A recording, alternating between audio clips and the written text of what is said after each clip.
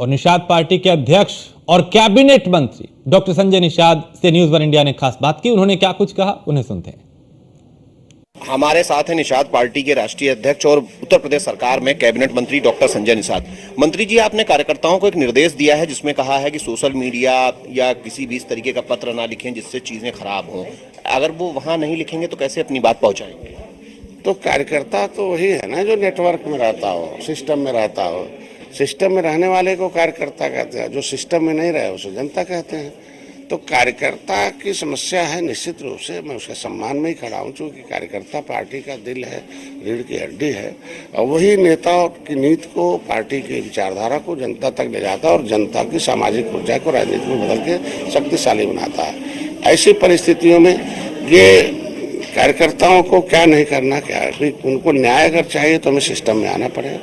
तो मैंने उनको किया कि भाई आप, माननीय मुख्यमंत्री जी ने निर्देश एक किया कि लोग एविडेंस हमें अवगत करा दें तो हम निश्चित रूप से कार्रवाई करते, जो भी व्यक्ति होगा या अधिकारी होगा, कर भी रहे हैं। तो मैंने उनसे कहा कि भाई आप लोग हमें अवगत कराएं, हम उस अधिकारी को संबंधित अवगत कराएंगे और समय सीमा के अंदर अगर आपको संतुष्ट नहीं करता, न्याय नहीं दिलाता, तो फिर मैं वहाँ प्रभारी मंत्री को और जो जिले का है और मैं माननीय मुख्यमंत्री को अवगत करा दूंगा, जिससे कि आपको त्वरित कार्रवाई और त्वरित आपको न्याय मिलने की उम्मीद है।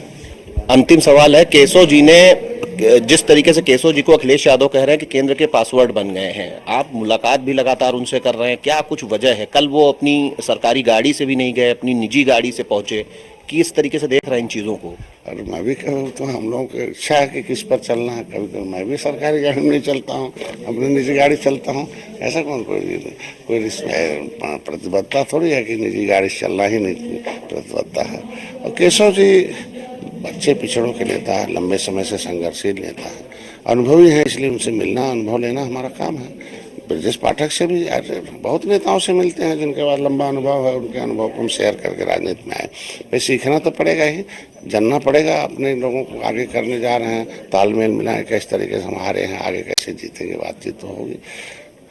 समाजवादी पार्टी का जो आरोप है कि वो पासवर्ड है, तो मैं इतने कहूँगा कि कांग्रेस का जो टावर था उत्तर प्रदेश में, जिसकी वजह से दलित, शोषित, वंचित बर्बाद हो रहे थे, और कांग्रेस की नीतियों की वजह से, उनके नीतियों के विरोध में समाजवादी पार्टी का संघर्ष किया था माननीय मुलायम सिंह ने, और लगभग लंबे 30 वर्षों तक, और संघर्ष का परिणाम था कांग्रेस को हटाने में, जिसमें हम लोग भी साथ रहे। लेकिन आज खुद समाजवादी पार्टी कांग्रेस की वाईफाई बनी हुई है, और हरी भरी खेती को माननीय मुलायम सिंह की कांग्रेस को कैसे कटवा रही है, उस पर तो कम से कम सपा को अपने विचार करना चाहिए। कहीं कांग्रेस एक बड़ी मछली है, इस छोटी मछली को निगल न जाए, इसलिए इन्हें बचने का उपाय ढूंढना चाहिए।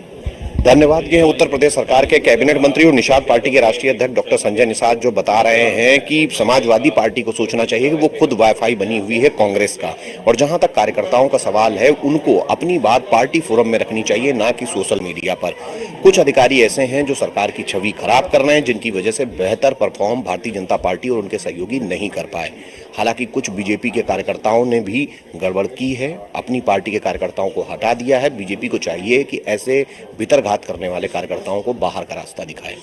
कैमरामैन अमित शाहनी के साथ मैं इसके Vajpayee, news on India, Lucknow.